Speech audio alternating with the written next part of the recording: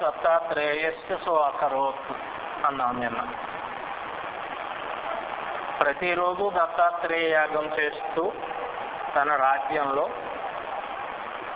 తన రాజ్యమును సర్వస్వమును దత్తాత్రేయునికి అర్పణం చేసి ఆయన పరిపాలించేవాడు తాను పాలింపబడేవాడు అనే భావంతో కార్తవీర్యుడు రాజ్యం చేస్తున్నాడయ్యా,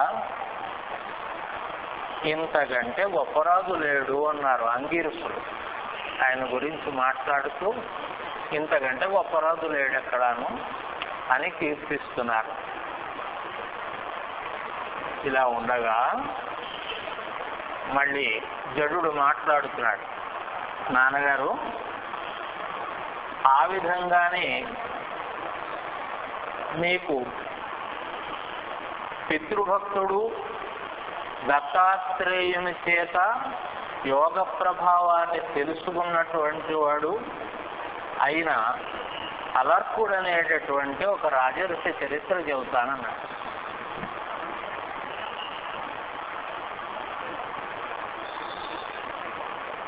అని ప్రారంభం చేశాడు.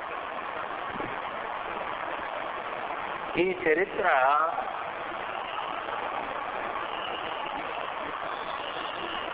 కువలయాశ్వ చరిత్ర, మదాలస చరిత్ర అని రెండు రకాలుగా పిలువబడుతూ ఉంటుంది. మార్కండేయ పురాణం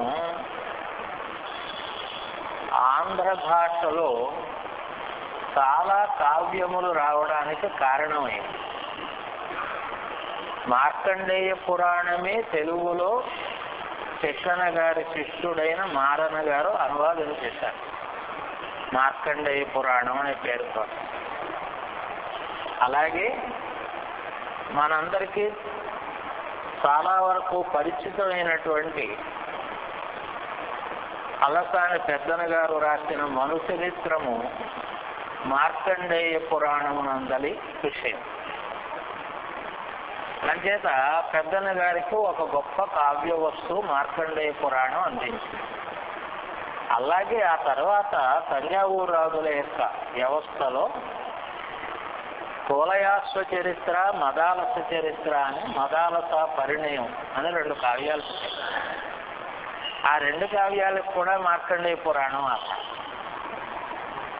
అలాంటి కావ్యములు పుట్టడానికి ఆధారమైనటువంటి ఆ కువలయాశ్వ చరిత్ర లేదా మదాలస చరిత్ర లేదా అలర్కుని యొక్క చరిత్ర ఏదన్నా ఒకటి, దానిని గురించి నేను మీకు చెబుతాను అని ఈ సుమతి, జడుడు అని అనిపించుకున్నాడు కదా మొదటి ఊరికే, అలాంటి సుమతి మహామతి అయినటువంటి తన తండ్రికి తండ్రి స్థానంలో తానుండి, గురు స్థానంలో తండ్రి స్థానంలో తానుండి, కుమారుడు స్థానంలో తండ్రిని కూర్చోబెట్టి ఇప్పుడు తను చెబుతున్నాడు. అలాగా కుమారుడు తండ్రికి కువలయాశ్వ చరిత్ర, మదాలస చరిత్రను చెప్పాడయ్యా అని జైమిని తోటి ధర్మపక్షులు అంటున్నాయి. కువలయాశ్వ మదాలస పుత్రుడు అలర్కుడు. అందుకని మీకు అలర్కుని యొక్క ప్రభావాన్ని చెబుతాను, దత్తాత్రేయుల చేత అలర్కుడు తెలుసుకున్నటువంటి యోగ విషయాలను చెబుతాను అని ఆయన జ్ఞాని అయినటువంటి సుమతి అందుకని అలా అలర్కుడు అని ప్రారంభం చేశాడు. ప్రాగ్బభూవ మహావీర్య శత్రుజిన్నామ పార్థివ తుతోషయశ్చ జజ్ఞేషు సోమావాప్య పురందరః తుతోషయశ్చ యజ్ఞేషు సోమా అవాప్య పురందరః. ఇందులో కథ కొంతవరకు చాలా వరకు కథ ఎలా ఉంటుందంటే చనుమా కథలా ఉంటుంది. చందమామ కథలా ఉన్న కథని వినకపోతే అలక్కుడు రాడు. అది మనకి లక్ష్యం అలక్కుడే. కానీ అలక్కుడు లాంటి వాడిని కనినటువంటి మహాపురుషుల యొక్క చరిత్ర మనకి లక్ష్యం రామచంద్రమూర్తి.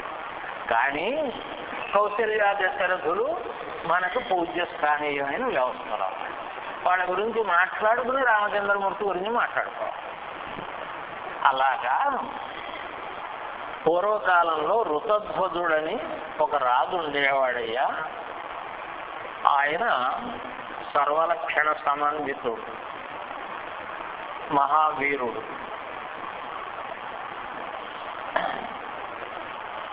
అతని పురంధరుడు అనే రాజు యొక్క కొడుకు.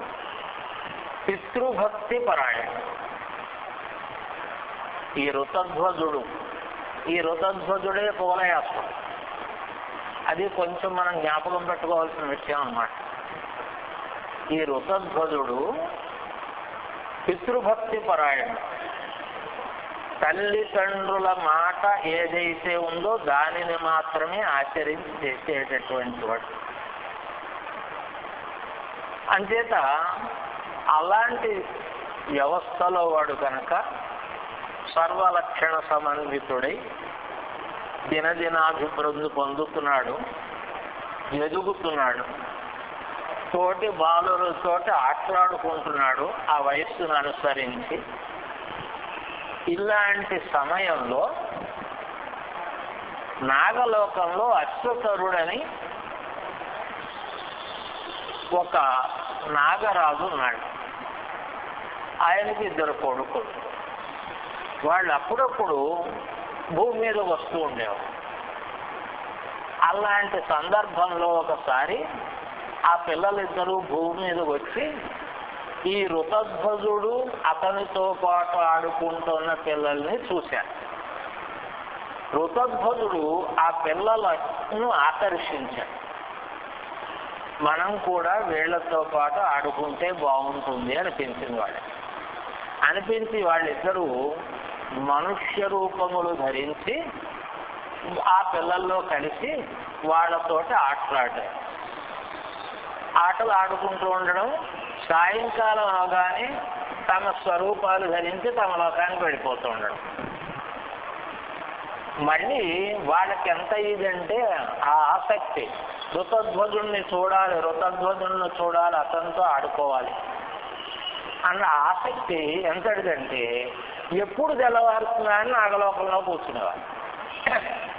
భూమి మీద ఎప్పుడు తెల్లవారుతుంది, మళ్ళీ మనం అక్కడికి వెళ్ళిపోతాం అని రాత్రంతా అలాంటి ధ్యాసలోనే ఉంటూ ఉండేవారయ్యా. ఇలాగా వాళ్ళతోటి చాలా కాలం గడుపుతూ వచ్చారు.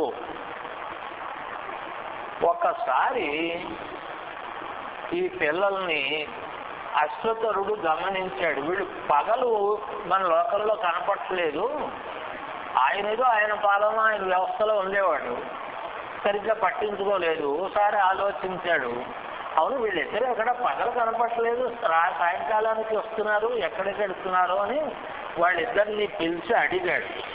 మీరు పగలంతా ఎక్కడా నాగలోకంలో కనపట్టలేదు అని ఎక్కడికి వెళుతున్నారు, నాతో చెప్పకుండా ఎక్కడికి వెళుతున్నారు, మీకు ఏదైనా ప్రమాదం జరిగితే ఎక్కడ ఏం జరిగిందో నాకు ఎలా తెలుస్తుంది, నాతో చెప్పకుండా ఎలా వెళుతున్నారు, అసలు ఎందుకు అలా వెళుతున్నారు, రోజు ఎందుకు అదే టైం అనుసరించి వెళుతున్నారు,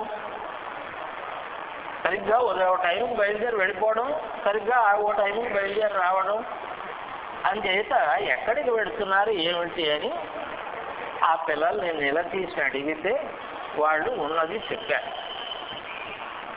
ఋతధ్వజుడని రాజకుమారుడు ఉన్నాడు, అతను చాలా గొప్పవాడు, చాలా మంచివాడు, చాలా సహృదయం కలవాడు, అతనంటే మాకు చాలా ఆసక్తి అయింది, అతను పిల్లలతో ఆడుకునేటప్పుడు మేము కూడా అతనితో కలిసి ఆడుకోవడం కోసం అని చెప్పి భూలోకానికి వెళుతున్నాం అనే పిల్లలు ఋతధ్వజుడు గురించి చాలా విషయాలు మాట్లాడారు.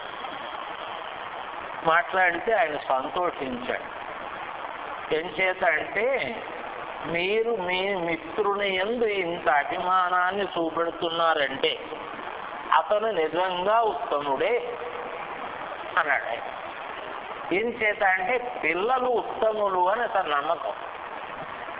వీళ్ళు ఎప్పుడూ తప్పుడు పనులు చేయరు, వీళ్ళు జాగ్రత్తగా ఉంటారు. అంచేత వీళ్ళు ఒకరిని స్నేహితుడుగా ఎన్నుకున్నారు అంటే ఆ స్నేహితుడి స్థాయిని కూడా మనం ఆలోచిస్తాం. అది అంచేత పిల్లవాడు ఎలా వాడో తెలుసుకోవడానికి వాడి ఫ్రెండ్ సర్కిల్ని తెలుసుకుంటే సరిపోతుంది అని మనస్తత్వ శాస్త్రం చెబుతుంది. తల్లిదండ్రుల గురించి అక్కర్లేదు, వాడి ఫ్రెండ్ సర్కిల్ ఎలా ఉందో తెలుసుకుంటే వాడి సైకాలజీ ఏమిటో అర్థమవుతుంది. దాన్ని బట్టే అశ్వతరుడు మాట్లాడాడు. అంచేత ఆ రాజకుమారుడు చాలా ఉత్తముడు అని నేను కూడా విశ్వసిస్తున్నాను. మనుష్యులు ఉత్తములైతే వాళ్ళు ఏదైనా సాధించగలరు. అది మన విషయాలకు కావు, మిగతా వాళ్ళ విషయాలకు కావు. మిగతా వాళ్ళు ఉత్తమత్వంలో ఉండి ఎలా ఉన్నారో అలా ఉంటారు. మనుష్యులు ఉత్తమ అధమ శ్రేణుల వ్యవస్థలో ఉండగలిగిన వాళ్ళు. అధములు అవ్వచ్చు, ఉత్తములు అవ్వచ్చు, రెండు లక్షణాలు వీళ్ళ యందు ఉన్నాయి. కనుక వాళ్ళ సంస్కారాన్ని బట్టి వాళ్ళు అవుతారు. మనుష్యులు ఉత్తములైతే దేవత్వాన్ని పొందుతారు, దేవేంద్రుని చేత కూడా అభిమానింపబడతారు.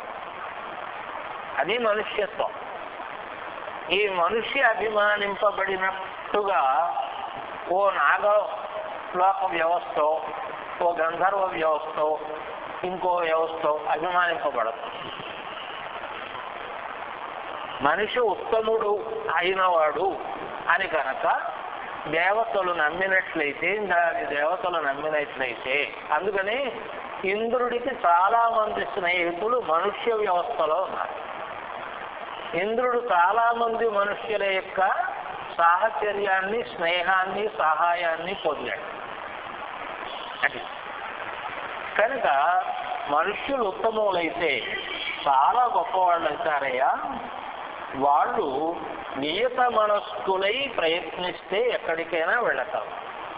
అది మనుష్యత్వం యొక్క లక్షణం. మిగతా వాళ్ళకి ఆయన నియత మనస్తత్వం ఉండదు. దేవతలు ఈ మనుష్యత్వం వల్ల దేవత్వం సాధించినా అక్కడ జితేంద్రియత్వం ఉండదు. ఉండక ఏమవుతుందన్నారు అంటే, దేవత్వాన్ని సాధించడం వల్ల ఏ ఆనందాన్ని పొందాలనుకున్నాడో ఆనందాన్ని పొందేస్తూ ఉంటాడు అంతే. మళ్ళీ ఆనందాన్ని నిలుపుకోవడం కోసం అక్కడ ఏం ప్రయత్నం చేసేవాడు ఎవడు ఉండడు. అందుకని ఆనందాన్ని పొందేసి క్షణే పుణ్య మనుష్యలోకం ఇస్తుంది. అంతేదా అక్కడికి ఎంతవరకు ఉందో చూసి ఇంకా కాస్త ఉంది అనగా ఆ దేవతలు వెళ్ళి మనుష్యలోకానికి ప్రవేశిస్తారు. ఆ కాస్త సుకృతంతోటి మళ్ళీ పుడతారు. ఆ కాస్త సుకృతం మళ్ళీ వీడి కర్మానుభవం వల్ల పెరిగితే వాడు మళ్ళీ ఆ స్థితికి వెళ్తాడు, లేదు దిగజారుతాడు. అందుకని మనుష్యత్వము సర్వ విషయములు ఎక్కడి వరకు, నువ్వు ఈ దేవలోకం వరకు కాదు, బ్రహ్మలోకం వరకు. అది బ్రహ్మలోకం వరకు వెళ్ళడానికి సమర్థులైనటువంటి వ్యవస్థలో ఉన్నవాడు మనుష్యులే. ఇంద్రాదులు కార్యార్థం బ్రహ్మలోకం వెళ్ళగలరు, కానీ బ్రహ్మలోక శాశ్వతార్థం వెళ్ళలేరు. మహాజ్ఞానులైనటువంటి వాళ్ళు బ్రహ్మలోక సిద్ధిని పొంది అక్కడే ఉంటారు. బ్రహ్మలోకం వెడితే తిరిగి రావాల్సిన అవసరం ఉండదు. అక్కడ క్షీణించడం ఉండదు. బ్రహ్మలోకం కింద ఉండేటటువంటి స్వర్గ లోకాలు ఉన్నాయో ఆ లోకముల్లో కర్మఫలం క్షీణించడం అంచేత మళ్ళీ జన్మించడం అంటూ. కనుక యోజనానాం సహస్రాణి యాతి గచ్చన్ పిపీలిక అగచ్చన్ వైనతేయోపి పదమేకం న గచ్చతి. స్వభూతలం క్వచద్రవ్యం స్థానం యత్ప్రాప్తవాన్ ధ్రువ. చీమ నేను బయలుదేరి వెళ్ళాలి అని ప్రయత్నం చేసి బయలుదేరితే ఎప్పటికో అప్పటికి యోజనాల దూరం అది ప్రయాణం చేయగలదు, తన గమ్యాన్ని చేరగలదు. అది వైరతేయుడు గరుత్మంతుడు నేను వెళ్ళలేకపోతానేమిటి అని అనుకుని కడుపాత్రుని కూర్చుంటే వాడు ఎక్కడికి వెళ్ళలేదు. అంచేత ప్రయత్నము పురుషకార వ్యవస్థ, ప్రయత్నం ఉంది, అది మనుష్యులు యందు ఉంటుంది. కనుక ప్రయత్నం ఉంటే చీమ యోజనాలు దూరం పెడుతుంది. ప్రయత్నం లేకుండా ఉన్న చోట కూర్చుంటే గరుత్మంతుడు కూడా ఎక్కడికి వెళ్ళు, అక్కడే ఉంటాడు. చిన్నప్పుడు మన అందరం చదువుకున్న కథలు ఉన్నాయి, అవే ఇవి. అప్పుడు చెప్పారు, ఇప్పుడు చెప్పేవాళ్ళు లేరు, చెప్పనిచ్చేవాళ్ళు లేరు. అది చెప్పనిచ్చేటటువంటి వ్యవస్థ, పాఠశాల వ్యవస్థలు లేవు. ఇవి కాదని చెప్పడం అని, వాడు ఏదో అయిపోతాడని భయం, ఇది తెలియక ఏదో అయిపోతాడు, అది నిజం. కానీ అప్పుడు చెప్పించావు. నేను చదువుకునే రోజుల్లో వారానికి ఒక క్లాసు మోరల్ పీరియడ్ అని ఉండేది. ఎవరో మాస్టర్ వచ్చేవారు, వచ్చి ఆయన ఏదో కథ చెప్పేవారు, దాని వివరణ చెప్పేవారు. ఇదిరా ఇలా ఉండాలి అని చెప్పేవారు. అది మోరల్ పీరియడ్ ఒకటి ఉండాలి అనే భావం ఇవాళ విద్యా వ్యవస్థలో ఉందా? లేదు.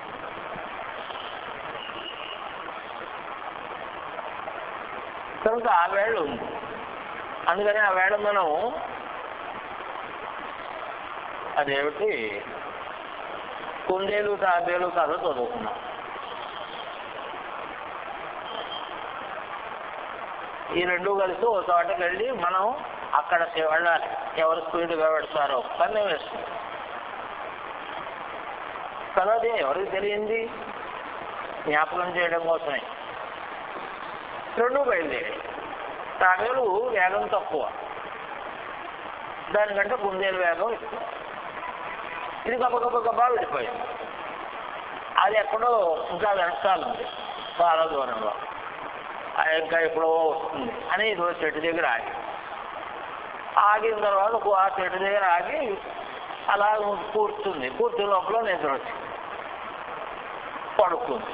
ఈ లోపల అది నింపాదిగా నడుచుకుంటుంది.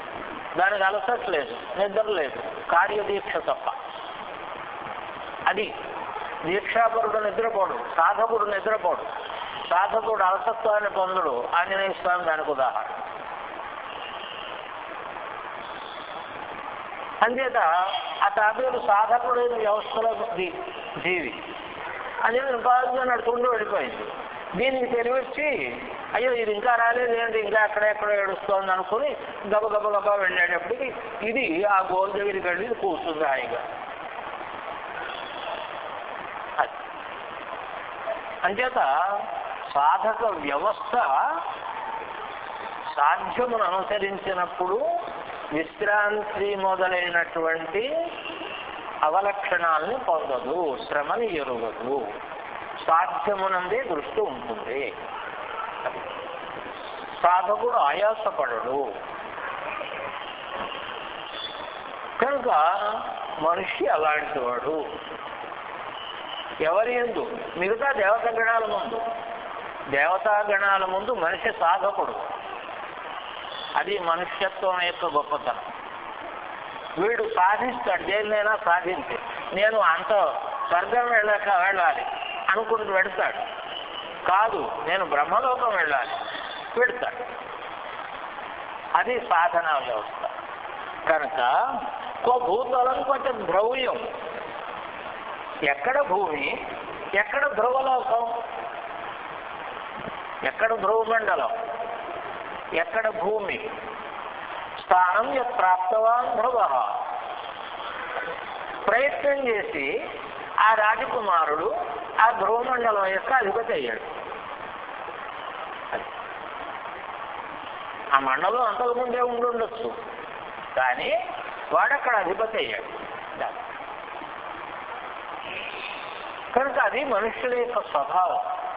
కనుక మనుష్యులతోటి స్నేహం సాధనా వ్యవస్థను చెబుతుంది. నాయన మంచి పని చేస్తున్నారు, మీ స్నేహితులు చాలా గొప్పవాడు, మీరు అతన్ని అంగీకరించి అతని యందు ఆకర్షితులయ్యారంటే మీరు చాలా గొప్పవాళ్ళు.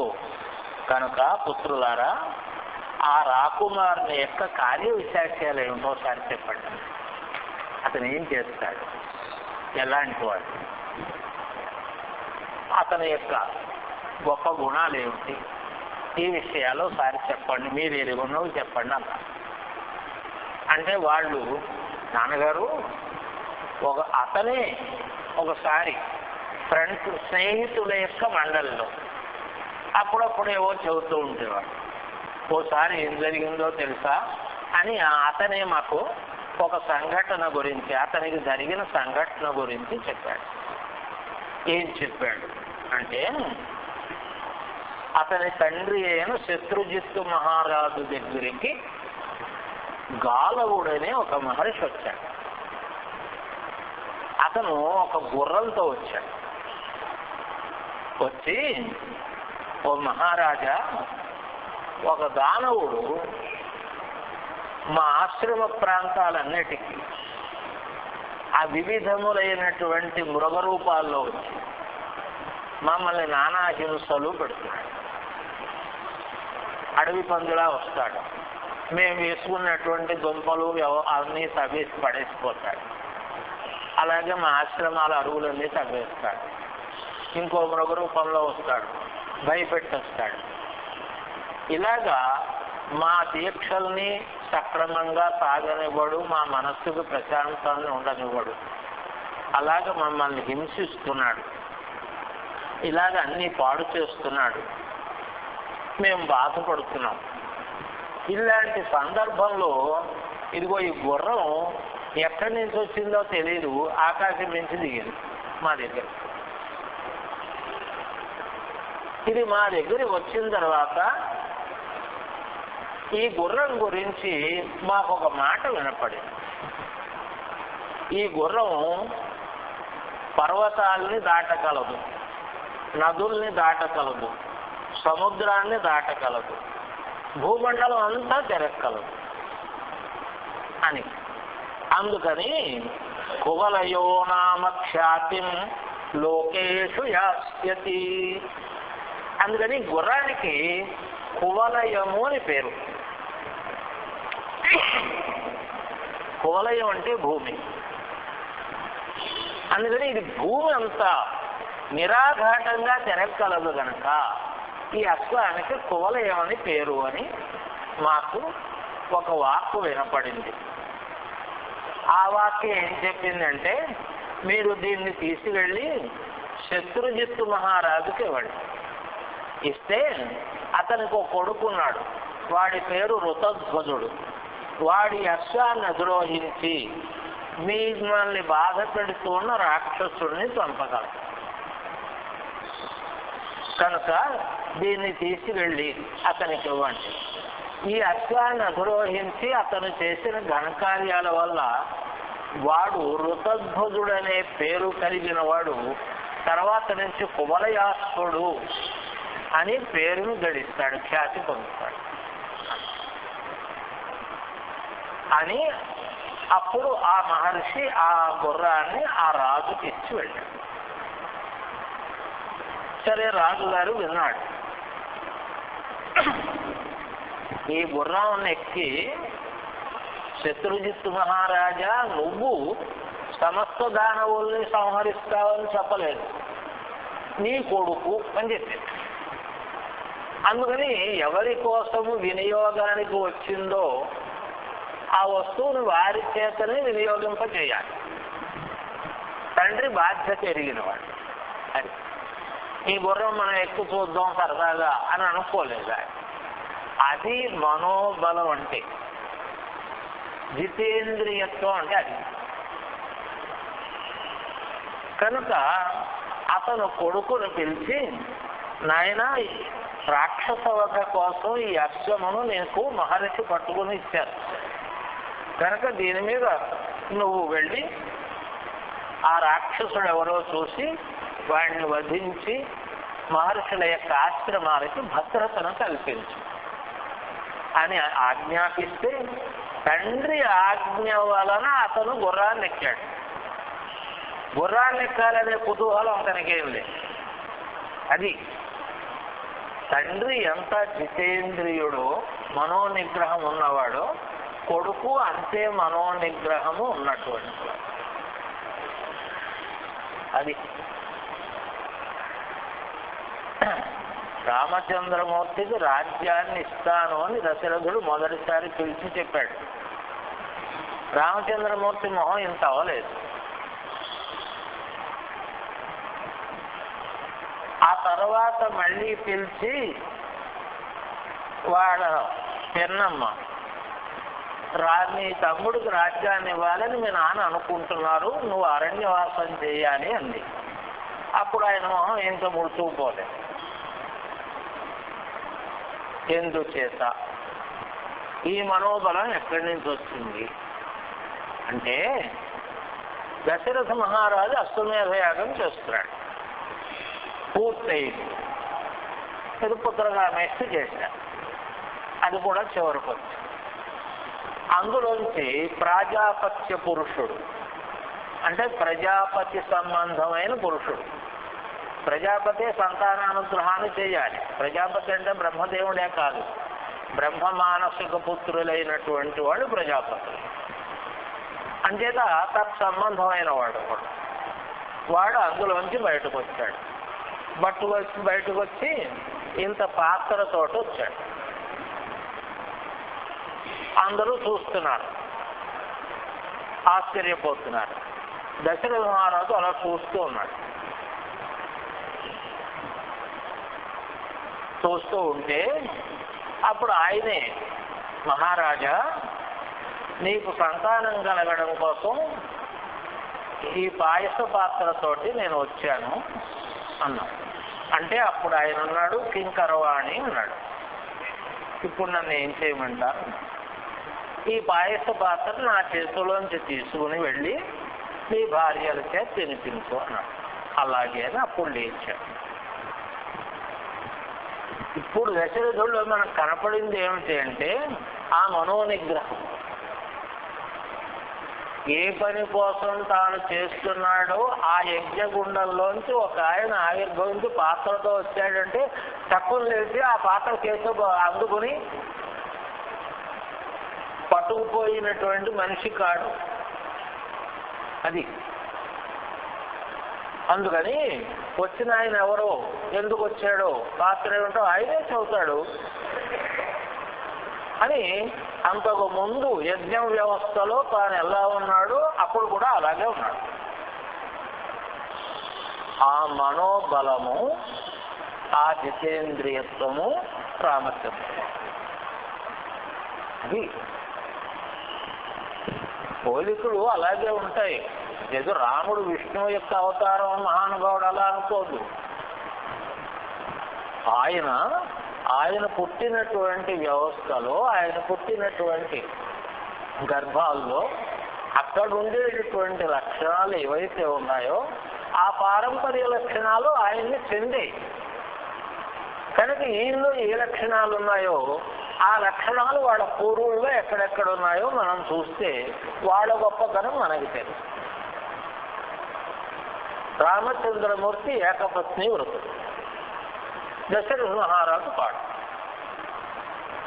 మరి ఏకపత్ని వ్రతం ఆయనకి ఎలా వచ్చింది? వాళ్ళ తాతగారు ఏకపత్ని వ్రతుడు. ఆయన నడి వయస్సులో భార్య చచ్చిపోయేది. ఏదో నెత్తిమీ పడింది పైనుంచి ఉద్యానవనంలో, ఆవిడ చచ్చిపోయింది. అంతే. ఆయన మళ్ళీ దేహత్యాగం చేసే వరకు వివాహం చేసుకోలేదు. అది తాతగారి పోలిక. కనుక అది వారసత్వ వ్యవస్థ. బీజములు, క్షేత్రములు, వాటి వలన సంక్రమించినటువంటి గుణాగుణ వ్యవస్థ ఇదిగో ఇలా ఉంటుంది. అందుకని తండ్రి శత్రుజితుడు ఎలాంటి వాడు, చతుర్ధ్వజుడు అలాంటి. కనుక ఎవరు అశ్వమునందు ఆసక్తిని చూపెట్టలేదు. ఆ మహర్షి ఈ అశ్వం ఈ కొడుకు ఎక్కితే వాడు ఈ పని చేస్తాడు అన్నాడు. కొడుకుని పిలిచాడు. తండ్రి పిలిస్తే కానీ కొడుకు అశ్వం వైపు చూడలేదు. కనుక వెళ్ళాడు. వెళ్ళి అశ్వాన్ని అధిరోహించాడు. రాక్షస వధ కోసం ఆశ్రమం వైపు బయలుదేరాడు. సరిగ్గా ఆ సమయంలో వాడు పెద్ద వరాహ రూపంలో వచ్చి ఆశ్రమం అంతా కవి పడేస్తున్నాడు. అందరివి ఆశ్రమాలంటే మనం అనుకున్నాం, ఋష్యాశ్రమాలంటే అవి ప్రొఫెసర్ల యొక్క క్వార్టర్స్ అంతే తప్ప పందులను పెంచుకునే వాళ్ళ యొక్క గూళ్ళు కావు.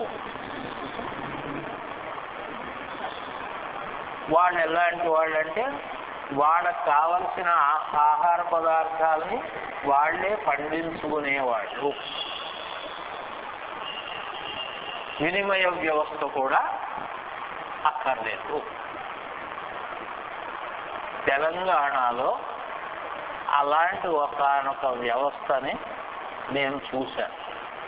తెలంగాణ వ్యవసాయ వ్యవస్థ చాలా అందమైన వ్యవస్థ.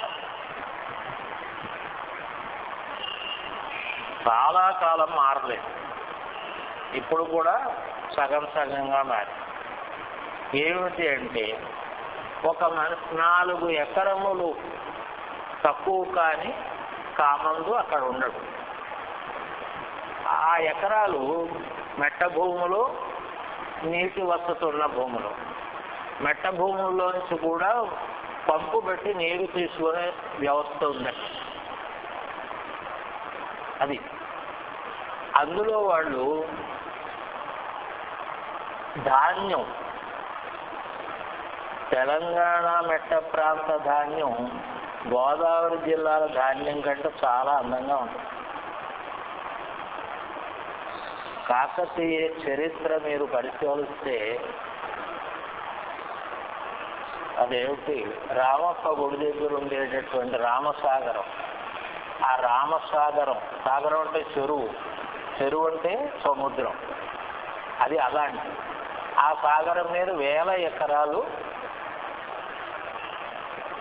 వ్యవసాయం జరిగేది. ఆ బియ్యం ఆ రోజుల్లో బర్మా, జపాన్ ఎగుమతి.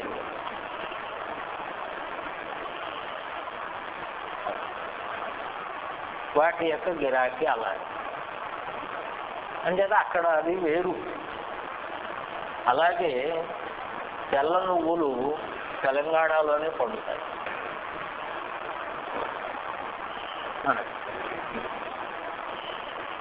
అలాగా ఈ 4 ఎకరాల వ్యవస్థలో ఉన్నవాడు వాడికి సంవత్సరాన్ని, ఇందులో 2 మామిడి చెట్లు ఉంటాయి, ఓ చింత చెట్టు ఉంటుంది ఏమి, అలాగే ఈ ఓ కాంది అదేమిటి పంట, ఓ మినుము పంట, ఓ ధాన్యం పంట, ఇంకో జొన్న, ఇలా అన్ని వేసుకుంటాడు. వేసుకుని వాడు సంవత్సరంలో ఎక్కడా పెద్దగా ఏం కొనుక్కోవాల్సిన అవసరం లేకుండా ఉంటాడు. వాడి సంవత్సరం అంతా వాడి కుటుంబానికి వాడు పండించుకున్న అన్ని పదార్థాలు వాడికి సరిపోతాయి. ఈ భూములు ఇలా ఉండేవి నాకు చూపెట్టాను. ఇక్కడ ఇది వ్యవసాయం. ఇక్కడ ఇది ఋష్యాశ్రమం. అక్కడ కూడా ఇలా ఉంది. నా చిన్నతనంలో మా ఇంట్లో ఎప్పుడూ కూర కొనుక్కోలేదు. ఎప్పుడైనా కొనుక్కుంటే బెజవాడి నుంచి మాకు వేద పండితులు ఎవరో వస్తుంటారు ఈ వేద సభల టైంలో. వారి కోసం అని మా ఊరి నుంచి అమలాపురం వెళ్ళి బంగాళాదుంపలు కొని పట్టుకొచ్చేవారు. అది మాకేమైనా ముక్క పెడతారేమో అని నేను ఎదురు చూస్తూ ఉండేవాడు. అది ఒక పెద్ద వంట ఆ రాత్రి. మిగతా ఏమిటి అంటే పొద్దున్నే పెరట్లోకి వెళ్ళడమే. పెరట్లోకి వెళితే అరటి పువ్వు ఉంటుంది, తుంపుకొస్తాయి, బచ్చలు 10 ఆకులు కోస్తాయి. అదేమిటి మిరపకాయలు మొక్కలు ఉంటాయి, 4 మిరపకాయ మొక్కలు కోస్తాయి, గడిచిపోతాయి.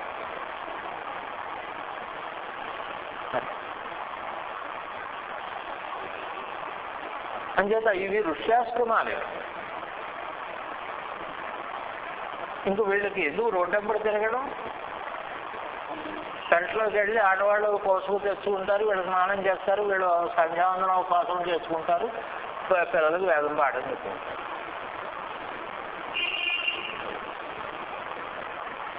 అంచేత ప్రొఫెసర్ క్వార్టర్స్ కూడా ఇలాగే ఉండాలి. ఈవేళ ప్రొఫెసర్లు పిహెచ్డి పిల్లల్ని పక్కన పెట్టి ఇంటర్మీడియట్ పిల్లలకి పాఠాలు చెప్పడానికి ఎక్కడెక్కడికో పోతున్నారు, డబ్బులు పోతుంది తప్ప వాడు ప్రొఫెసర్ స్థాయిలో ఉన్నవాడు కారు. వాడు దిగజారిపోయిన మనుషులు తప్ప. అందుకని అలాంటి చోట భీయోత్సాహంగా తయారు చేస్తే ఏమవుతుంది? ఒకానొక విద్యా వ్యవస్థ దెబ్బతింది. రాక్షసుడు చేసే పని ఏమిటి? చదువుని నాశనం చేయడం, మంచినీళ్ళని నాశనం చేయడం, అన్నాన్ని నాశనం చేయడం. 3 ఈ 3 పనులే రాక్షసుడు చేస్తాడు. ఇంకేం పెద్ద చేయడు. ఏదో ఒక కామేచ్ఛలు, స్త్రీ వ్యసనాలు ఉన్నవాడు అందమైన పిల్ల కనపడితే తీసుకుపోతాడు. కానీ ఇవి 3 పాడు చేయడానికి. ఇవి 3. ఇవాళ కూడా శత్రు వ్యవస్థ ఇలాగే ఉంటుంది. అర్ధరాత్రి విమానాల్లో దాడి చేసి వాటర్ ట్యాంక్స్లో బాంబులు వేస్తారు, విషంగా. తెల్లారేటప్పటికి ఊళ్ళో వాడు చాలా మంది చచ్చిపోతారు. తెలియదుగా. ఇది రాక్షస స్వరూపం. అందుకని ఏదో పెద్ద పంది అయ్యాడు, ఇలా వచ్చాడు, ఏదో కథ చెబుతున్నాడు కాదు. కథలో ఇంత సోషియాలజీ ఉంది, ఇంత వ్యవస్థ. కనుక వాడు నాన్న ఆడాడు చేశాడు. చేస్తుంటే ఈయన పెట్టాడు. వెళ్ళి ఈయన బాణం ఎక్కువ పెట్టేటప్పుడు చూశాడు, పరిగెత్తుకుపోతాడు. ఈయన వెంట తిరుగుతాడు. ఈ గుర్రం సామాన్యం కాదు కదా. వాడి పరుగుని ఈ గుర్రం ముందు లొంగ సరిపోదు. అంచేత వాడు పరిగెత్తి ఓ పెద్ద బిలం కనపడితే అందులో గడిపాడు. ఈ గుర్రంతో రాజకుమారుడు కూడా అందులో గడిపాడు. వెళ్ళిపోయిన తర్వాత దారులు మారి వాడు ఎక్కడికి పోయాడో తెలియదు. ఈయన దారిలోకి వెళ్ళిపోయాడు. ఇలా వెళ్ళినటువంటి వాడు రసాతలంలోకి వెళ్ళాడయ్యా. అలా రసాతలంలోకి వెళ్ళిన తర్వాత అక్కడ ఎదురు పెడుతుంటే ఒక అమ్మాయి ఏవో పళ్ళెంలో మంచినీళ్ళు అలాంటివి పట్టుకుని వెడుతోంది. పెడితే అమ్మాయి నువ్వెవరు అని అడిగాడు. అది మాట్లాడలేదు. మాట్లాడకపోతే ఇక్కడ ఎవరు మాట్లాడకపోవాలనుకున్నాడు, ఎదురుకి వెళ్ళాడు. అలా వెళ్ళగా ఒక చోట ఒక అమ్మాయిని చూశాడు. ఆ అమ్మాయి విశ్వావసుడనే గంధర్వుడి యొక్క కూతురు. ఆ పిల్ల పేరు మదాలస. ఈ పిల్లని పాతాళకేతుడు అని ఒక రాక్షసుడు అపహరించి ఈ పిల్లని తనకిచ్చి పెళ్లి చేయమంటే వాడు ఒప్పుకోలేదు. అందుకని ఆ పిల్లని వాడు అపహరించి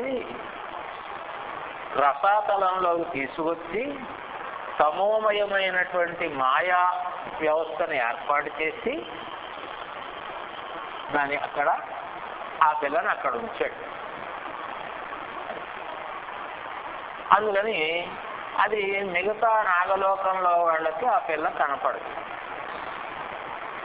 ఆ పిల్లకి చెలిగట్ట ఉంది. ఇందాక ముందు కనపడిన అమ్మాయి ఆ అమ్మాయి ఏం మాట్లాడలేదు. అక్కడికి వెళ్ళిన తర్వాత ఆ పిల్ల విషయం గురించి నువ్వెవరివి ఏమిటి, ఇతన్ని చూసి ఆ అమ్మాయి భయపడేది. ఆ రాక్షసుడు ఎప్పుడు వచ్చేస్తాడో తన్ని తీసుకుపోయి పెళ్లి చేస్తాడో అని భయపడుతోంది. ప్రాణత్యాగం చేద్దామని అనుకున్నప్పుడు ఆ అమ్మాయికి ఒక యోగవాణి వినిపించి, నువ్వు చచ్చిపోవద్దు, నిన్ను ఈ రాక్షసుడు పెళ్ళాడలేడు, నిన్ను పెళ్ళాడడానికి భూలోకం నుంచి ఒక రాజకుమారుడు గుర్రం మీద వస్తాడు, వాడు నిన్ను పెళ్ళాడతాడు. ఇప్పుడు ఈ పిల్ల ఆ కుర్రాడిని చూసి తర్వాత ఈ స్నేహితురాలు వచ్చింది.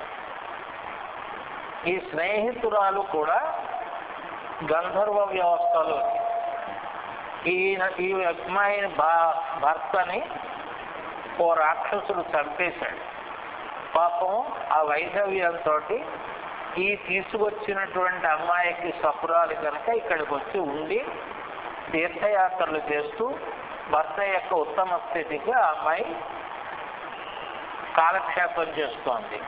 పరాయి పురుషుడైన వాడితో మాట్లాడు, అందుకని మాట్లాడు. ఇప్పుడు ఇక్కడికి వచ్చిన తర్వాత ఈ విషయం అర్థమైన తర్వాత కువలయాస్తుడు నువ్వెవరు అని వాళ్ళు అడిగారు. ఈ అమ్మాయి స్నేహితురాలు అడిగింది. అతను అన్నీ చెప్పాడు. అప్పటికి వాళ్ళకి ఆ యోగ వ్యవస్థలో తనకు తెలిసిన విషయానికి రుజుత్వం కలిగి అప్పుడు ఆవిడ రాజపుత్రుడితోటి చెప్పింది, ఈ సపురాలి పేరు కుండలిని. అది ఈ కుండలిని యోగ లక్షణం చేత చెప్పబడింది అన్నాం కదూ. ఆ యోగము ప్రేరేపించి ఆకాశవాణి వినిపించింది అంటే దాని అర్థం దీపావళికి తారా పువ్వులు పేలినట్టుగా పెద్ద పెద్ద శబ్దాలతో ఏవో మాటలు వినపడ్డాయని కాదు. ఎప్పుడూ ఆకాశవాణి యొక్క వాక్కు ఎవరు వినవలసి ఉందో వాళ్ళకి, వినవలసిన వాళ్ళకి సమానమైన ఆంతర్యం కలిగిన మనస్థితి ఉన్న వాళ్ళకి వినపడుతుంది. అది ఈక్వేషన్స్ సమానంగా ఉండాలి, ఉంటే వినపడుతుంది. అందుకని అది వాళ్ళల్లో ఉన్న యోగమే వాళ్ళకి అలా వినపడుతుంది. అందుకని రేడియోకి ఆకాశవాణి అని అందమైన పేరు పెట్టారు. మహానుభావులు ఎవరు పెట్టారో కానీ ఆకాశవాణి అది. ఆ రేడియో తరంగాలు అంతా వ్యాపించి ఉంటాయి. ఉంటే మాత్రమేమైంది, మన చెవుల్లోంచే పోతాయి, మన మొహం నుంచి పోతుంది, మన నెత్తి నుంచి పోతున్నాయి, మన చెవుల దగ్గర నుంచి పోతాయి, మనకేం వినపడదు. మరి ఎలా వినాలి? ట్యూన్ చేసుకోవాలి. ఇక్కడ ఇన్స్ట్రుమెంట్ని ట్యూన్ చేస్తాం, ఇక్కడ బుద్ధిని ట్యూన్ చేస్తాం. బుద్ధిని ట్యూన్ చేస్తే యోగ వ్యవస్థలోంచి వాక్కు వినపడుతుంది. పరావాక్కు మధ్యమా వాక్కుగా వినపడుతుంది. అది ఆకాశవాణి. పరావాక్కు మధ్యమా వాక్కుగా వినపడుతుంది. పశ్యంతి దాటి మధ్యమా వాక్కు యొక్క లక్షణం ఏమిటి అంటే నీకు నువ్వు మాట్లాడుకుంటావు, నీకు నువ్వు వినపడుతుంది, నీ ఎదురుగుండా నేను కూర్చున్నా నాకు వినపడుతుంది. అది కదా మధ్యమా వాక్కు యొక్క లక్షణం. మనం నోరు మూసుకు కూర్చుంటాం, కూతురు కూడా మాట్లాడుకోగలం, నోరు మూసుకు కూతురు పుస్తకం చదువుకోగలం. చదువుకుంటే మనం ఉచ్చరించిన ప్రతి అక్షరం మనకు స్పష్టంగా వినపడుతుంది, ఎదరవాడికి వినపడు. ఎదరక వాడికి వినపడాలి అంటే పెదవులు తెరవాలి, దానికి వైఖరీత్వం రావాలి, అప్పుడు వాడికి వినపడు.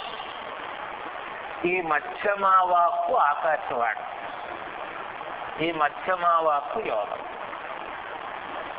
అయితే మీరు నోరు మూసుకొని ఏమనుకుంటున్నారో మీ స్థాయి కలిగిన వాడు మీ ఎదురుకుండా ఉంటే వాడు దాన్ని కనిపెట్టగలడు.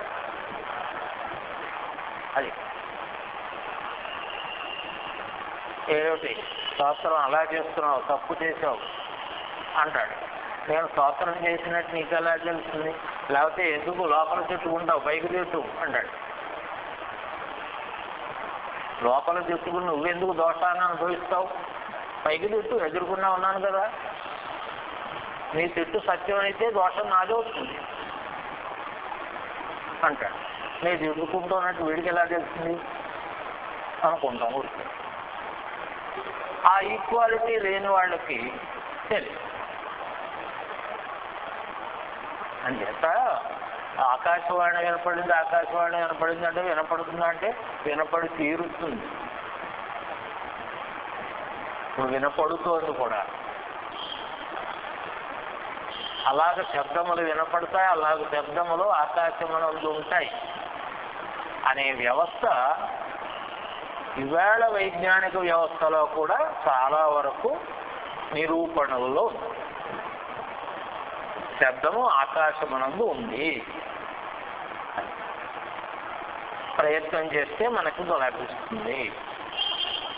కానీ మనం చేసిన ప్రయత్నం కంటే లభించిన లాభం తక్కువ. ఒకప్పుడు రష్యా ప్రభుత్వము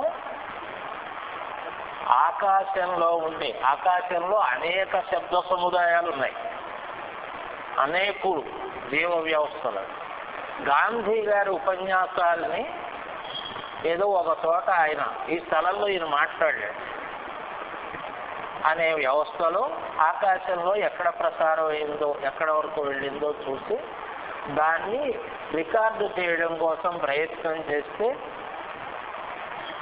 కోట్లు ఖర్చు పెడితే 2 నిమిషాలకి మాట అంది. ఇన్ని కోట్లు ఖర్చు పెట్టి అది అందుకోవాల్సిన అవసరం ఉందా అని ఆ ప్రయోగాన్ని ఆపేశారు.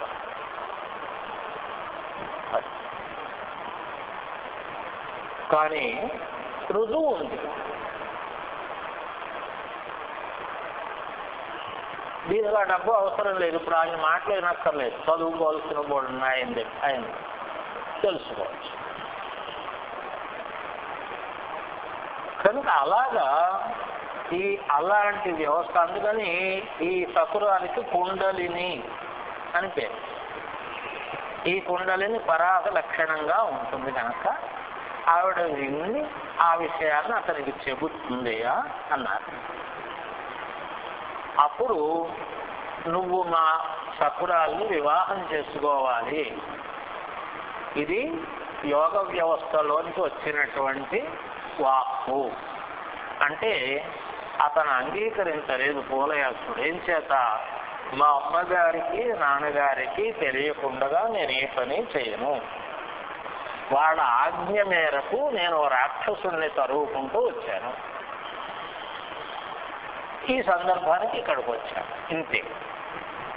కనుక వాళ్ళకి తెలియకుండా నేను ఏ పని చెయ్యను అని పితృవాక్య పరిపాలన యొక్క స్వరూపాన్ని మాట్లాడతాడు అక్కడ. అప్పుడు ఆ అమ్మాయి ఏం చెబుతుందంటే, నాయన ఇది మీ మనుష్యుల మధ్యలో ఉండే ఆచార వ్యవస్థ ఇది, కానీ దేవతా వ్యవస్థలో దీనికి అభ్యంతరం ఉండదు. నువ్వు వివాహం చేసుకునే అమ్మాయి స్వర్గమందు ఉన్నటువంటి గంధర్వ వ్యవస్థలో, కనుక నువ్వు ఈ పిల్లని వివాహం చేసుకోవచ్చు. దీనికి మీ ఆచార వ్యవస్థ అడ్డం కాదు, మీ తల్లిదండ్రులు అభ్యంతరం చెప్పరు అని చెప్పి అతన్ని ఒప్పించి స్వర్గమునందు తమ పురోహితుడుగా ఉండేటటువంటి తుంబురుడు అనేటటువంటి ఆయన్ని పిలిచి, తుంబురుడు అంటే ఈ వీణా వ్యాధన వ్యవస్థలో ఉన్న తుంబురుడు కాదు, ఆ తుంబురుడు అనే ఆయన్ని పిలిపించి అక్కడ ఈ మదాల సాకు వలయాస్వల యొక్క వివాహాన్ని చేయించింది. ఆ తర్వాత వాళ్ళు వివాహం చేసుకున్నారు అని తెలిసి ఏ పాతాళకేతు అనే రాక్షసుడు ఇక్కడ దాచాడో వాళ్ళ రాక్షస వర్గం యుద్ధానికి వచ్చింది. అప్పుడు పాతాళరాజు, ఆ రసాతలపు రాజు అయిన అశ్వతరుడు కూడా ఈ కువలయాసుడు గురించి విన్నాడు కదా, తన కొడుకు స్నేహితుడు తమిళుడు కొడుకులకి. అందుకని అతను కూడా వీళ్ళకి సహాయం చేసి అనేక దివ్యాస్త్ర ప్రయోగాలతోటి ఆ సర్వరాక్షస సంహారం చేయించాడు. ఇతని చేయించి అప్పుడు ఈ అమ్మాయినిచ్చి వాళ్ళ రాజ్యానికి, భూమి మీద వాళ్ళ రాజ్యానికి పంపించాడు. ఆ విధంగా కువలయాసుడు మళ్ళీ తిరిగి భూతలానికి వచ్చాడు, తన రాజ్యానికి వచ్చాడు. తల్లిదండ్రుల పాదాభివందనం చేసి అనుజ్ఞ పుచ్చుకున్నాడు. ఈ అమ్మాయిని నేను వివాహం చేసుకున్నాను, మీరు అంగీకరిస్తే ఈ అమ్మాయిని గార్హస్థ్య స్వీకారం చేస్తానన్నాడు. అంటే వాళ్ళు చాలా ఆనందించారు. ఆ విధంగా కువలయాశ్వ మదాలసల యొక్క వివాహం పూర్తయింది. తల్లిదండ్రుల అనుజ్ఞతోటి పూర్తయింది. అది పెళ్లి చేసుకున్నాను.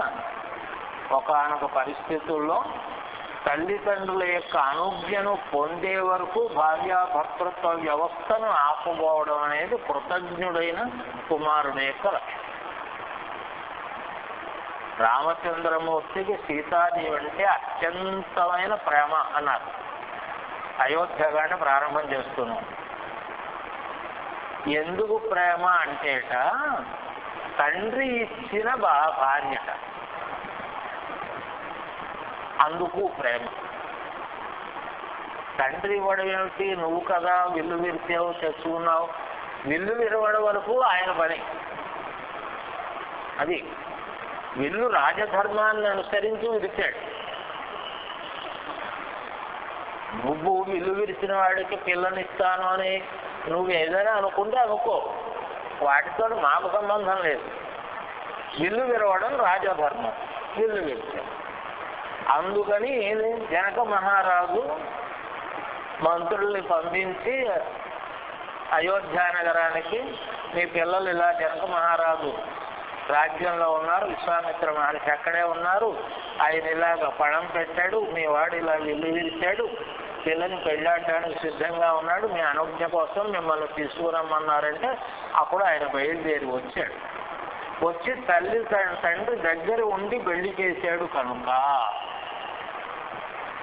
అది. అందుకని సీతాదేవి చాలా అత్యంతమైన ఇష్టురాలు. అదుగు అలాగా కువలయాసుడికి మదాలసేందు తండ్రి అంగీకరించినటువంటి భార్యగా ఆవిడ ఎందు అత్యంతమైన ప్రేమ ఉండేది. ఇలాగ అహన్యహని సంప్రాప్తే పూర్వాణ్ణే నృపనందన తతశ్చ శేషం దివసం తధారేమే సుమక్షయా. ఇలాగా ప్రతిరోజు కూడా పగలంతా పిల్లలతో ఆటలాడుకోవడమే. అతను తండ్రి ఉన్నాడు, రాజ్యం అయింది, ఈయనకేం పని ఏం లేదు. తండ్రి ఏదైనా చేస్తే ఆ పని చేయడం, లేకపోతే తోటి వాళ్లతోటి ఆటలు అనే మాటకి యుద్ధతంత్రాలని అర్థం వాడ వ్యవస్థ అది. కనుక అలాగే వాళ్ళతో కాలక్షేపం చేస్తున్నాడు. రాత్రి భార్యతోటి కాలక్షేపం చేస్తున్నాడు. ఇలాగ రోజులు గడుస్తున్నాయి. ఇలా ఉండగా ఒకనాడు ఈయన ఈ కువలయాసుడు ఆ గుర్రం మీద ఎక్కి విహారానికి వేటకని బయలుదేరితే ఓ చోటకి వెళ్ళాడు. అక్కడ ఈ చచ్చిపోయిన పాతాళకేతుడనేవాడి తమ్ముడు ఒకడు అక్కడ ఓ సరోవర తీరంలో ఉన్నాడు. వాడేదో ఆశ్రమం కట్టుకున్నట్టుగా కట్టుకుని ఉన్నాడు. వాడి దృష్టి ఏమిటంటే ఎప్పటికైనా మా అన్నకి దక్కవలసిన మదాలస మా అన్నకి దక్కలేదు కనుక దాన్ని చంపాలి అది వాడి యొక్క దృష్టి. అది ఎలా సాధ్యం అవుతుంది అని వాడి ప్రయత్నం. ఇలాంటి స్థితుల్లో వాడు అక్కడ ఏదో ఆశ్రమంలా వేసుకుని ఆ సరోవర తీరంలో ఉంటే ఈ కువలయాసుడు అటు తిరుగుతూ వాడు ఎవడో ఋషి అనుకున్నాడు. వెళ్ళి ఆ గుర్రం దిగి అక్కడ వాడికి దండం పెట్టి వాడి యోగక్షేమాలు చేశాడు. మీ ఆశ్రమం బాగుందా, మీ వృక్షాలు బాగున్నాయా, మీ పక్షులు బాగున్నాయా, మీ మృగాలు బాగున్నాయా అని అన్నీ అడిగాడు. అడిగితే అమ్మయ్య దొరికాడు అనుకున్నాడు వాడు. అనుకుని అన్నీ బాగానే ఉన్నాయి నాయన, కానీ ఒక్క మనోరథం ఉంది, అది తీరటం లేదన్నాడు. ఏమిటి చెప్పండి, నువ్వు చేసి పెడతానంటే చెబుతాను, నేను చేస్తాను. అంటే ఏం లేదు, నేను ఒక వరుణ యాగం చేయాలనుకుంటున్నాను. యాగానికి సంబంధించిన పదార్థ వ్యవస్థ అంతా నేను తయారు చేసుకుని ఉంచుకున్నాను. ఋత్విక్కులకి వరుణ ఇవ్వడానికి నా దగ్గర దక్షిణ లేదు. అందుకని ఇప్పుడు నీ దగ్గర కూడా ధనం ఉందో లేదో నాకు తెలియదు. నీ మెడలో ఉన్నటువంటి హారాలు నాకు ఇస్తే ఈ హారాలు వాళ్ళకి దక్షిణగా ఇచ్చి నేను నా యజ్ఞాన్ని పూర్తి చేసుకుంటాను. అయ్యో ఎందుకంటే కావాల్సిందే ఉందన్నాడు పాపం. అని మెడలో ఉన్నటువంటి హారాలన్నీ వాడికి తీసి ఇచ్చేసాను. అయితే నేను ఈ సరోవరంలో మునిగి నేను వరుణయాగం పూర్తి చేసుకుని నేను బయటకు వచ్చే వరకు నువ్వు ఆశ్రమాన్ని రక్షిస్తూ ఉండాలి. సరే మాటిచ్చాడు. మీరు తొందరపడి రావక్కర్లేదు, మీరు వచ్చే వరకు మీ ఆశ్రమాన్ని నేను రక్షిస్తూ ఉంటాను అన్నాడు. వీడు ఆ సరోవరంలో మునిగి అక్కడి నుంచి నింపాదిగా ఈ రాజకుమారుడి యొక్క రాజ్యంలో వాళ్ళ నాన్నగారి సభలోకి వెళ్ళాడు. వెళ్ళి మీ పిల్లవాడు కువలయాసుడు ఫలానా చోట విహరిస్తూ ఉంటే ఎవరో దానవుడు వచ్చి అతనితో యుద్ధానికి తలపడ్డాడు. వాళ్ళిద్దరూ ఘోరంగా యుద్ధం చేశారు. ఆ యుద్ధంలో మీ అబ్బాయి చచ్చిపోయాడు.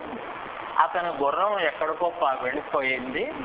అదిగో అతని ఆభరణాలు మాత్రం అక్కడ పడ్డాయి. ఈ ఆభరణాలు మీకు ఇద్దామని వచ్చాను అని ఆభరణాలను చూపెట్టాడు. చూపెడితే కొడుకు చచ్చిపోయాడు. తల్లిదండ్రులు మహా విషాదాన్ని పొందారు. మంత్రి సామంతాదులందరూ విషాదాన్ని పొందారు. నగరంలో ఈ వాస్తు అప్పుడే వెళ్ళిపోయింది. ఈ లోపల మదాలస అంతఃపురంలోంచి వచ్చింది. వచ్చే ఆభరణాలు చూస్తుంది. ఇవి నా భర్త ఆభరణాలు అనుకుని వెంటనే ప్రాణత్యాగం చేశారు. ఇప్పుడు కోడలు చచ్చిపోయింది. ఆ తల్లిదండ్రులు దుఃఖించినంత దుఃఖించారు. ఆ తర్వాత ఆయన నిగ్రహాన్ని తెచ్చుకున్నాడు. తెచ్చుకుని భార్యను కూడా ఓదార్చాడు. ఓదార్చి ఇప్పుడు మనం ఏడవక్కర్లేదన్నాడు. ఏం చేత అంటే నా కొడుకు పితృవాక్య పరిపాలనలో చచ్చిపోయాడు, ధర్మనిష్టలో చచ్చిపోయాడు. కనుక అలాంటి కొడుకును తలుచుకుని అలాంటి వాడికి మనం జన్మనిచ్చినందుకు వీరమాతృత్వాన్ని నువ్వు పొందావు, వీర పితృత్వాన్ని నేను పొందాను. వీరుడై వాడు మరణించాడు, ధర్మమునందు మరణించాడు. కనుక అలాంటి పిల్లవాడిని చూసి మనం దుఃఖించవలసినటువంటి అవసరం లేదు అని చెప్పి అక్కడ చాలా విషయాలు మాట్లాడతారు. ఎవరి గురించి దుఃఖించక్కర్లేదు. అది చచ్చిపోతే ఏడవాలా అన్నా, అందరి గురించి ఏడవక్కర్లేదు.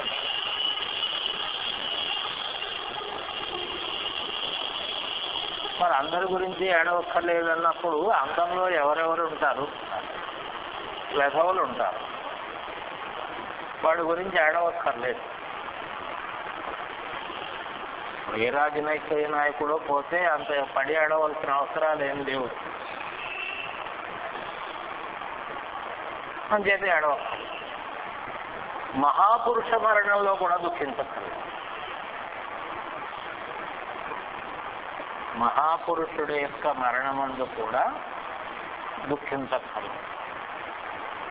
గాంధీ గారు చచ్చిపోయిన తర్వాత సరే దేశమంతా ఏడుస్తారు, ఎక్కడికక్కడే సభలు పెట్టుకుంటున్నారు, పాప ఏడుస్తున్నారు.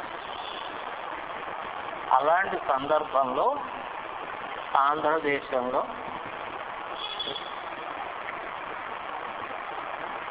సరస్వతీబాయి దేశము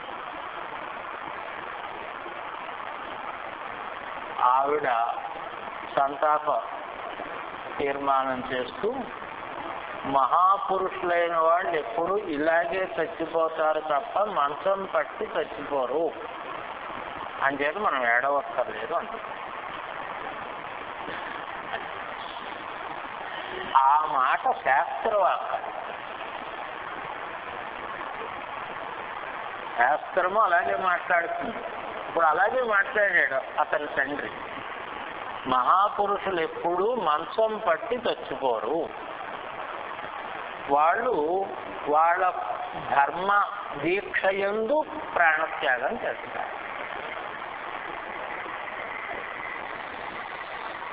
కనుక అలాంటి వాళ్ళ మరణాన్ని గురించి మనం దుఃఖించకూడదు. అలాగే మరణించారు పెద్దవాళ్ళందరూ కూడా. రామచంద్రమూర్తి సరయూ నదిలో ప్రాణత్యాగం, దేహత్యాగం చేశారు. ఏం చేస్తాడు? ఎంతకాలం ఈ దేహాన్ని ఇలా భరించడం? ఆయనే కాదు, ఆయనకు వారసత్వం ఉంది వాళ్ళ వంశంలో.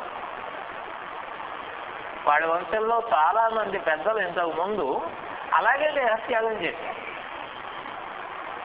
కొంతమంది వానప్రస్థంలో దేహత్యాగం చేశారు, కొంతమంది సరయూలో దేహత్యాగం చేశారు. అలాగే శ్రీకృష్ణుడు అలాగే దేహత్యాగం చేశాడు. వాడెవడో వాడిని చూని కొట్టాడో అది బొట్ట మీదకి తగిలింది. అదేమో పెద్ద గొడవ. నిజానికి గట్టిగా గుట్ట కట్టుకుంటే పోతుంది. కానీ దేహత్యాగం చేయాలని సంకల్పం చేశాడు. అందువల్ల ఈ సంకల్పం చేసి మంచం పెట్టి రోగం తెచ్చుకుని చచ్చిపోకూడదు. వాళ్ళు అలా ఓ చిన్న కారణం ఉంటుంది. గాంధీ గారు పిస్తోల్ దెబ్బతిని చనిపోవడం ఎలాంటిదో, శ్రీకృష్ణుడు ఓ బాణం గొట్టం మీద పుచ్చుకుని చచ్చిపోవడం అలాంటిది.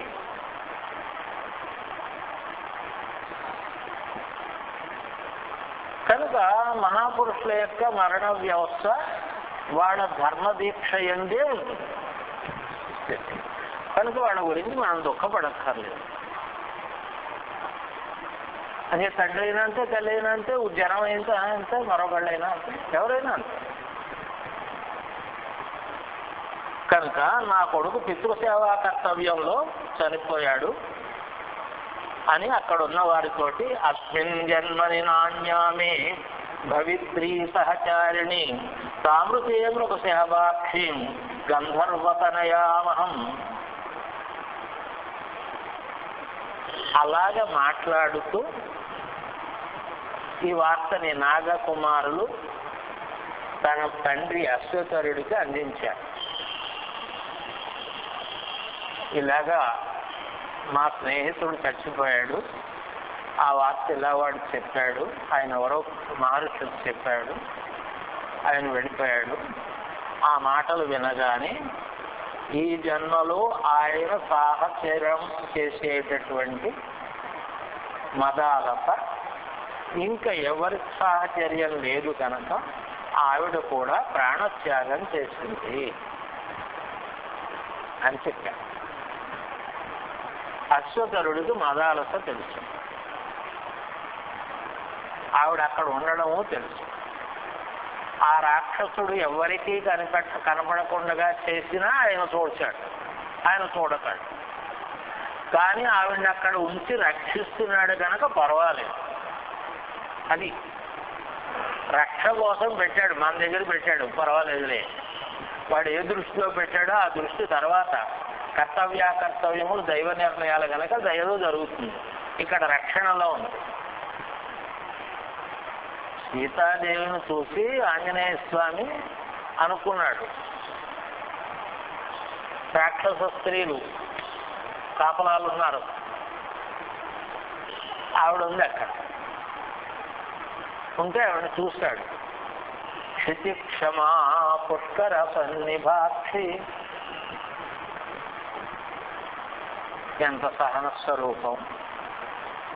రామలక్ష్మణుల చేత రక్షింపబడవలసినటువంటి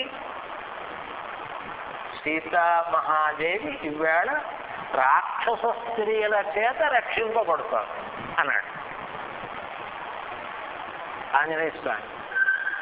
ఇది దృష్టి భేదం. రాక్షస స్త్రీల చేత బంధింపబడిందని మామూలు వాడికి అనిపిస్తుందేమో. స్వామి చూశాడు, రాక్షస స్త్రీల చేత రక్షింపబడుతోంది. ఏం చేత అంటే ఇంకే ఆపద రాకుండా. ఆపద మీద ఆపదలు వచ్చే అవకాశం ఉండొచ్చు, ఇంకే ఆపద రాదు. అందుకని వీళ్ళు ఆవిడ రక్షిస్తున్నారు. వీళ్ళ చేత ఆవిడ రక్షింపబడుతోంది తప్ప శిక్షింపబడటం లేదు అని అనుకున్నాడు. అదిగో అలాగా సహధర్మచార్యత్వం చేత ఇంకొక వ్యవస్థ మళ్ళీ మొత్తానికి లేదు కనుక ఆవిడ కూడా ప్రాణత్యాగం చేసింది నాన్నగారు అని కొడుకులిద్దరూ ఆ నాగరాజు అయినటువంటి అశ్వతరుడికి ఈ మాట చెప్పేటప్పటికి ఆయన ఆలోచన చేశాడు. అలాగా ఈ లోపల ఇక్కడ ఇది జరుగుతోంది. ఈ లోపల వాడు వెళ్ళిపోయాడు ఆశ్రమానికి. వెళ్ళిపోయి రాజకుమార చాలా కృతజ్ఞతలయ్యా అని చేత నువ్వు నీ రాజ్యానికి వెళ్ళిపో అన్నాడు. ఇతడు ఆశ్రమంలో వచ్చేసాడు. వచ్చేటప్పటికి ఏముంది, నానా భీభత్సంగానూ ఉంది. తల్లిదండ్రులు ఆనందాన్ని పొందారు. మా ఒక్కొక్కళ్ళే తేరుకున్నారు, నువ్వు బతికున్నావా అని. బతికుండడం ఏమిటి అసలు? ఈ మాట ఏమిటి అంటే, ఇదిగో నువ్వు ఇలా చచ్చిపోయావని పట్టుకొచ్చి ఇచ్చాడు ఎవడోను అన్నాడు. అప్పటికి అర్థమైంది ఆయన. అప్పుడు నింపాదిగా తెలిసింది ఏమిటి, తన భార్య తన సాహచర్యమును వదిలి ప్రాణత్యాగం చేస్తున్నాడు. దానితోటి విషాదాన్ని పొందాడు. అలాగ మా స్నేహితుడు విషాదంలో ఉన్నాడు అని నాగకుమారులు వాళ్ళ తండ్రి అయినటువంటి అశ్వతరుడికి చెప్పారు. అయితే అప్పుడు ఆయన అన్నాడు, అలాగా అయితే రాజకుమారుడి భార్యార్థము నా ప్రయత్నం నేను చేస్తాను అన్నాడు. ఏమిటి చేస్తావు? ఆవిడ చచ్చిపోయింది, ఆవిడ క్రియలు పూర్తయినాయి. కానీ నాగరాజు అనుకుంటున్నాడు, అతని భార్యార్థము నేను చెయ్యవలసిన ప్రయత్నం ఏదైనా ఉందో ఆ ఉన్నదేదో నేను చేస్తాను అన్నాడు. అని తీర్థం హిమవతో గత్వా తపస్తే సుదుశ్చరం తుష్టా వాగ్విరిష్టాభిః తత్ర దేవీం సరస్వతీ. ఇది చిత్రం. వెంటనే ఆయన అక్కడ రసాతలం నుంచి హిమాలయాలకు వెళ్ళిపోయాడు. వెళ్ళిపోయి అక్కడ అత్యంత దుష్కరమైన తపస్సు యందు లీనమయ్యాడు. లీనమయ్యి తన యొక్క తపోదీక్షలో మధ్యమ వాక్స్వరూపంగా స్తుతిస్తూ సరస్వతీదేవిని ధ్యానిస్తున్నాడు. రాజకుమార్తె చచ్చిపోయింది, దహన వ్యవస్థ అయిపోయింది. సరే, ఆ రాజు కుమారుడి యొక్క కార్య వ్యవస్థలో నేను చేయగలిగిన పని ఏదైనా ఉంటే నేను చేస్తాను అంటే వాడి దగ్గరికి వెళ్ళి ఊరుకోబెడతాడనుకోవాలి. దుఃఖాన్ని. లేదా ఇంకొక భార్య అలాంటిది నేను తీసుకొచ్చి నేను ఇస్తాను, నువ్వు పెళ్లి చేసుకొని ఒప్పిస్తాడు అనుకోవాలి. కాదు, ఇక్కడి నుంచి హిమాలయ పర్వతాలకు వెళ్ళాడు, అక్కడ తపస్సు ప్రారంభించాడు. తపస్సు ఎవరి గురించి చేస్తున్నాడు? సరస్వతీదేవి గురించి. ఈ సరస్వతీదేవి గురించి తపస్సు చేయడం ఏమిటి? చచ్చిన వాడి వ్యవస్థలో, చచ్చిపోయిన దాని వ్యవస్థలో అవతల వాడికి ఆనందం కలిగించడానికి ఏం సాక్ష్యం ఇది? ఇలాంటి తపస్సు రూపం ఉంటుందా? ఇలాంటి గమ్యం ఒకటి ఉంటుందా అంటే అది ఉంటుంది అని ఈ వ్యవస్థలో మార్కండేయ పురాణంలో ఇదిగో ఈ అశ్వతరుడు చేసిన తపస్సు, సరస్వతీదేవి గురించి చేసిన తపస్సు, ఆవిడ్ని మధ్యమా స్వరూపంలో తాను స్తుతించినటువంటి స్థితి, ఆ వాగ్వైభవం, స్తుతి వైభవం, అమ్మవారి యొక్క అనుగ్రహం ఎలా ఫలించిందో, ఈయన తపస్సు చేసి ఏం అడిగాడు, ఆ తపస్సులో ఆయన చేసిన స్తుతి యొక్క సామర్థ్యం ఏమిటో ఇది మళ్ళీ రేపు మనం చెప్పుకుంటాం.